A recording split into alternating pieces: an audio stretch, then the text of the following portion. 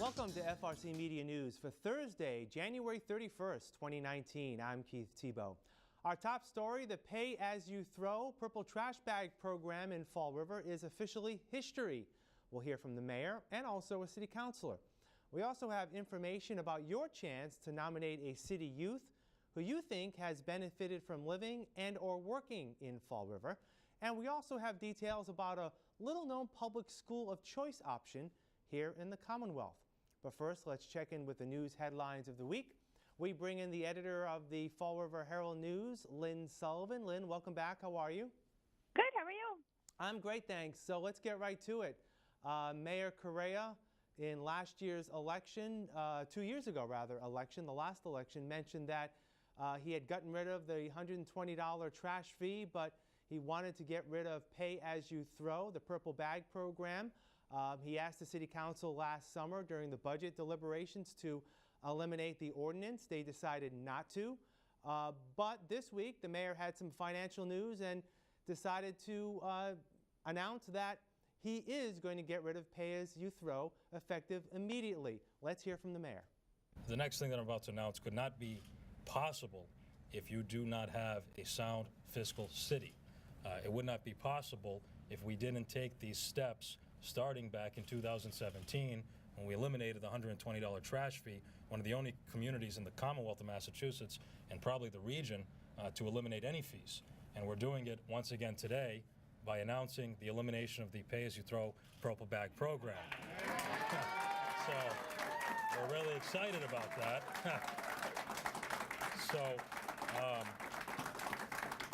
And this information will make more sense now with that announcement, but we wanted to pull a little bit of an apple and wait for the one more thing at the end of the press conference. So we have here a letter dated January 23rd. So last week we sent a letter through Corporation Counsel in my office to our contract provider for the Pay As You Throw program, canceling the program. So this is official. We're not canceling it today or tomorrow. It's already been canceled.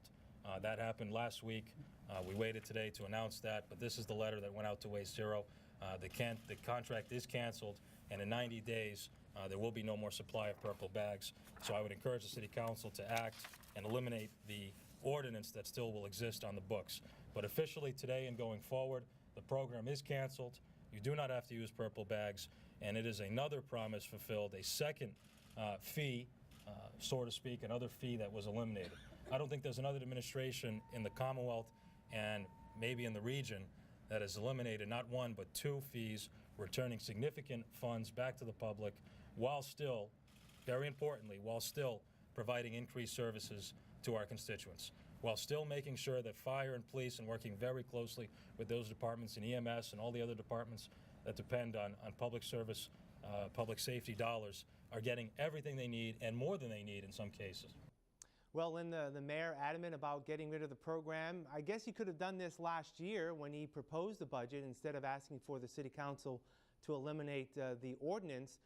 What are you hearing from people that maybe you or your reporters have been speaking to in the community about the elimination of Pay As You Throw?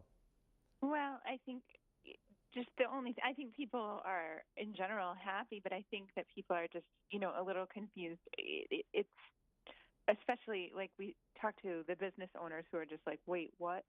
So I don't know if there's more coming with how this is going to be explained to business owners, homeowners, and whatnot. Of just it, and I think that was one of the biggest concerns with when this program was rolled out, that it was rolled out awkwardly, and people didn't quite know what to do, what it involved, and maybe that was contributed to what at the time was seen as a lack of success of this program. And so I'm just wondering, maybe are we repeating some of those errors right now? I mean, not everybody is watching on Facebook. Not everybody's reading the newspaper. Not everybody's, watching a video press conference in the city. Do you know what I mean? Right. So I think there are just some questions that remain. And I mean, he was very honest, and he said, this is political, but he's allowed to do it, I guess, So, right. I mean, and people, I'm assuming voters will just be happy that they don't have to pay for these bags. Some of the questions that some people may have is, I just went to the store last week. I bought a whole supply of bags. I don't need to use them anymore? Am I going to be able to get a refund? And I guess subsequent to that is all these stores that have been sent purple bags in advance to sell, they've got this inventory. Any idea what will happen in both of those situations? No, I mean, the mayor, I don't know, he had some post about this is all being worked out. Well, that's fine. I'm sure it is being worked out. I mean, but all we know from the business owners is that they're confused. So, I mean, that's reality. So, I think we'll probably learn more about his plans in the next few days and weeks. But overall, I mean, if he can make up this revenue, then great, and from what he's presenting us with, it sounds like he's got a plan, so that sounds great. And that's a perfect segue to our second cut. What led up to the elimination of the Pay As You Throw program was the mayor's announcement that fiscally the city of Fall River is doing well, and that it's actually looking to continue to do well as the city prepares for fiscal year 2020. That budget, of course, won't be presented to the City Council until later on this spring, with adoption just before July 1st. Chief Financial Officer Mary Sahadi had some comments about how well the city is doing fiscally. But what has excited us with regard to the 2020 budget is just last Wednesday, the governor announced his budget. And you can see from the chart that's right to my left is the governor's budget increased state aid to the city of Fall River, net of the assessments, of $6.9 million. So we will be experiencing $6.9 million. And the question always comes up is, will that $6.9 million really still exist when the budget is final and the conference committee finalizes their budget? But for the last 2 years, by the time the actual state aid was awarded to the city of Fall River, the conference committee numbers were actually higher than the governor's numbers. And you can see that from this particular chart right here. One year it was higher by $500,000. The other year it was higher by $1.5 million. So our expectation in fiscal year 2020 budget is that the conference committee budget will be at least the governor's budget, if not more.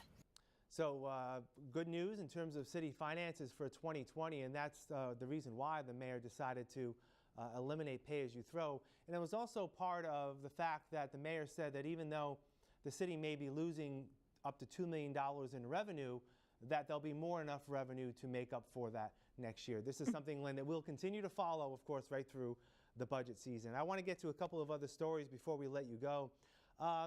Another issue that came up this week, and we talked about it actually last week, was the shooting in downtown Fall River outside the courthouse. This week, the mayor and Chief Dupere have come out and said that they're looking to secure more surveillance cameras downtown, something that was in the budget, I believe, a couple of years ago that ended up not being funded by the city. And it looks like because of this unfortunate shooting downtown, Lynn, that the city has found some money through a bond to purchase these cameras. Yeah, I mean, I think it's obviously anytime a crime happens, the police are going around, and I mean, our building has been subpoenaed at times just for video surveillance, and so right. you have to imagine that it really would help the police do their job if they could watch a video of what's going on, of surveillance video.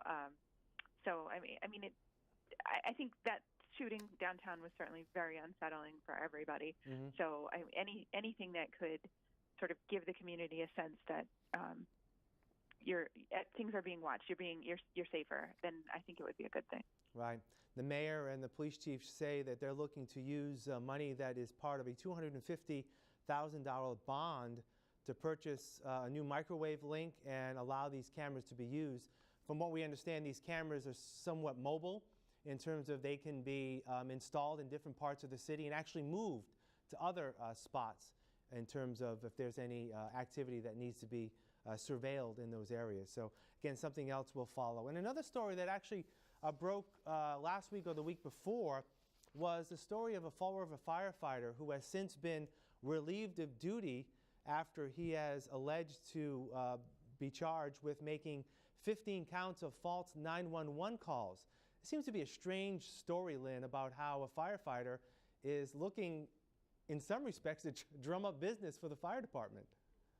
I know. I feel like it's kind of a sad story. Yeah. I feel like there must be more to this that maybe we don't know about his mental state or whatever.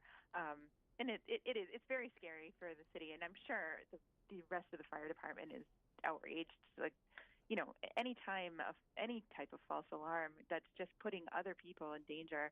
What if they can't get to a true emergency in time? So you hate to see something like this happen, and I think that the fire department dealt with it swiftly. So hopefully they'll put this behind them. Yeah, firefighter Kyle Cusick was relieved of his duties this week after alleged to have made those false 911 calls. In Massachusetts, anyone who reports false alarms can be punished with a fine of $100 to $500 or imprisonment for no more than a year. And we'll have to wait to see what kind of legal action will be taken against Mr. Cusick. All right, Lynn, what's coming up over the next few days? Well, it appears, I just got sort of breaking news. It appears that Swansea Mall, Selectman Chris Carrero is reporting that Swansea Mall is going to be closing by March 31st, which is, Oh, my goodness. I know.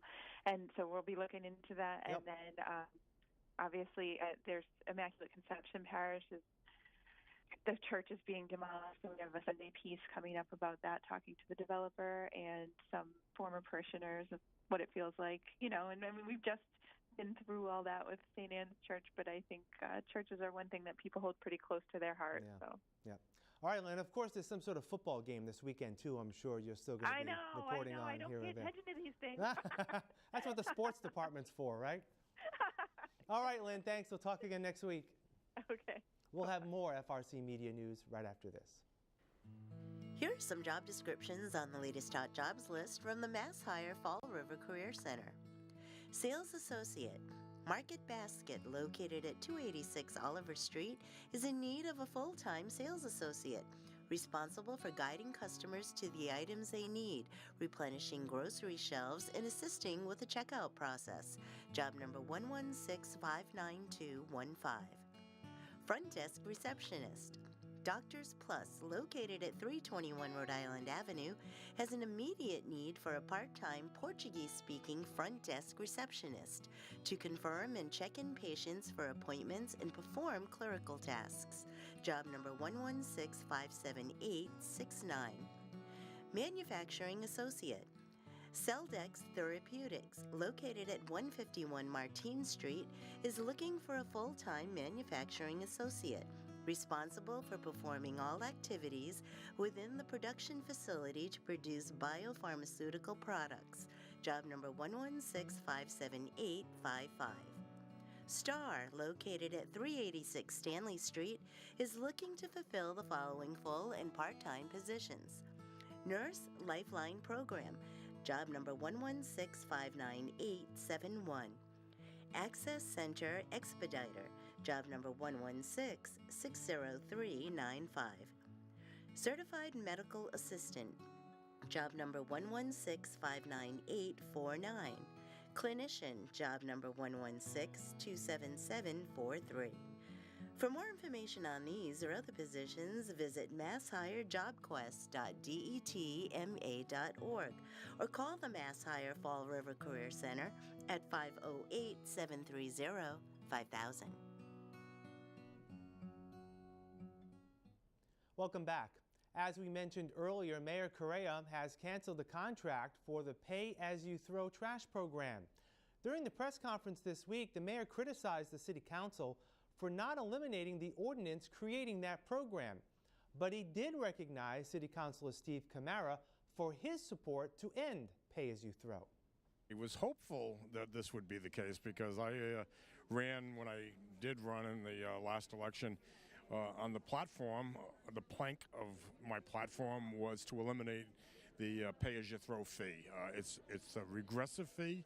It hurts those with the least ability to pay, people on fixed income, people who are elderly trying to hold on to their homes, who have to choose between paying their taxes and paying their water bills, both of which have been increasing, and also to pay a purple bag fee.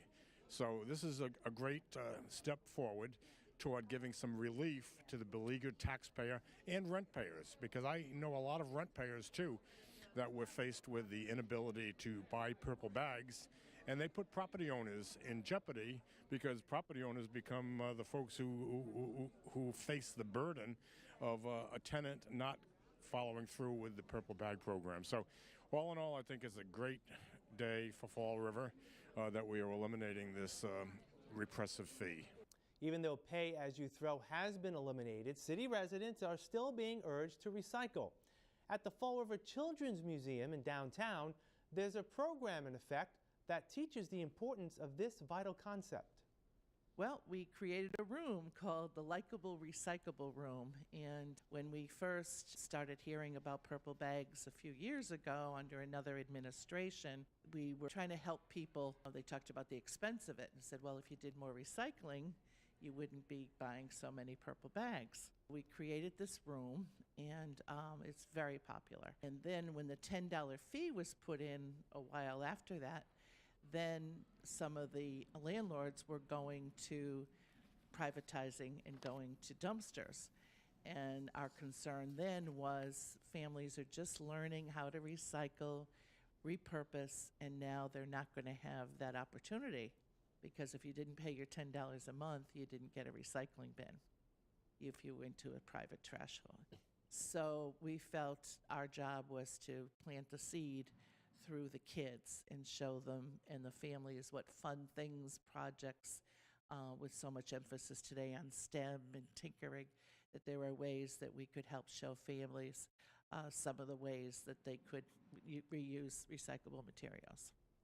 It's time again for adults in Fall River to nominate a young person for his or her outstanding contributions to and from the city. This is an award that is sponsored by Partners for a Healthier Community, the Youth Violence Prevention Task Force, and the Fall River School Community Partnership. It's been around, this will be the 12th year that we're giving out a Youth of the Year award in Fall River. It's a $500 scholarship. To be eligible, they need to live in or make an impact in Fall River. That is now called the Jana Rule, because we had a young lady who was nominated last year but unfortunately did not live in Fall River, so we've expanded it to make sure we are allowing anybody who might go to school in Fall River or makes an impact on the community regularly to be eligible as well. They need to be a senior in high school or in their final year of a high-set program. And we just want to hear about what they've done from January 1st through December 31st of 2018, how they've made an impact, how they've shown their leadership skills, any special recognition that they might have gotten, how they've used the Fall River for learning opportunities, and how they've really taken advantage of just being a young person in the city. Is the money that they get supposed to be used for college? It could be used for college, it could be used for trade school, anything that will help them with their future endeavors. We'll have more FRC Media News right after this.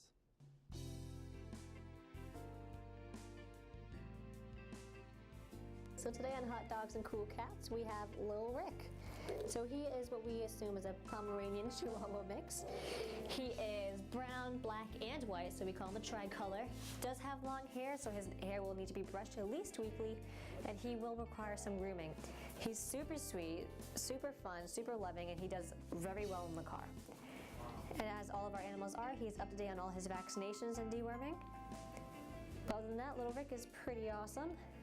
Like I said, he loves everyone and everything, so if you're looking for a super social dog you bring places with you, he is a perfect advocate for that. Super curious as well. He doesn't know any commands yet, so he made the perfect lap dog. That's where he's happiest being anyways. He gets super excited whenever you see him, and he'll do a nice little tap dance for you. So if you'd like to come down and meet Lil Rick, or any of our other adoptable animals, being cats, dogs, rats, anything that we may have, feel free to come down to Forever Paws. We're located at 300 Linwood Street in Fall River, Massachusetts. Open 11 to 4 every day, besides for Wednesdays. Today we have Ocho. Ocho is a 4-year-old Siamese. He is a very sweet man who wasn't properly socialized as a kitty, so now he needs proper socialization to come out of his very thick shell. He's not at all aggressive. He's very kind, and as you can tell, he loves the attention. He's purring right now. He just wants someone to show him the love that he deserves, that he probably never had. So if you're interested in adopting Ojo, please come on down to 300 Linwood Street in Fall River, Mass, and come on down to Forever Paws. Finally this week, there is a fourth option to educating students throughout Massachusetts besides private school, public school, and homeschooling. It's called the Commonwealth Virtual School. So we are a virtual school. We are a public school of choice for students in Massachusetts. We're giving families another alternative to the charter, to the homeschool, private school, public school, and now we are a virtual school. Now, when you talk about virtual school, what does that mean for parents? So basically, it means that children can log in from their home to a live teacher who's in her home teaching a lesson. So the lessons are synchronous, which means that they are live. We also have asynchronous lessons, which are recorded in case a student wanted to go back and maybe refresh, maybe they didn't hear the content clearly enough, maybe they didn't understand a concept, so they always have the opportunity to go back and listen to the recorded lesson. Tell us how the idea originated. So about 7 years ago, 8 years ago now, in the Greenfield Public Schools, which is a school district in Western Mass, the superintendent thought that there were a number of students who had medical issues. Maybe they were professional athletes and they needed a flexible schedule. Maybe they were just teased and bullied at school. That's an increasing problem in the state. And they had so much social anxiety they couldn't even walk into what we call a brick and mortar school. So she created an innovation program under the innovation, policies of the state. And for 2 or 3 years, we had a school district that was under the administration of the Greenfield Public School that did this virtual programming, for students. Then the state put out a request for proposals. This was 5 years ago. And we had been doing it, of course, so we were the first that was chosen. Since then, there's another group called TECA that has been created out in the Medford area. This program sounds innovative, obviously, but if a child has social anxiety, how does this get them out into the world? Well, that's a very good question. And, part of what we're doing here is giving them some opportunities. But I always say, that if they've had very bad experiences, they may need a break from that, and they may need to learn some pro-social skills, and we have social skills classes. Nancy Oliveira teaches social skills classes, and we have Nathan Hand in our middle school also. That'll do it for this edition of FRC Media News. You can watch FRC Media News Thursdays and Fridays at 6 p.m., and you can check out our news online 24/7 at frcmedianews.org. For all of us here at FRC Media News, I'm Keith Tebow. Have a great week. Go Patriots! We'll see you next Thursday.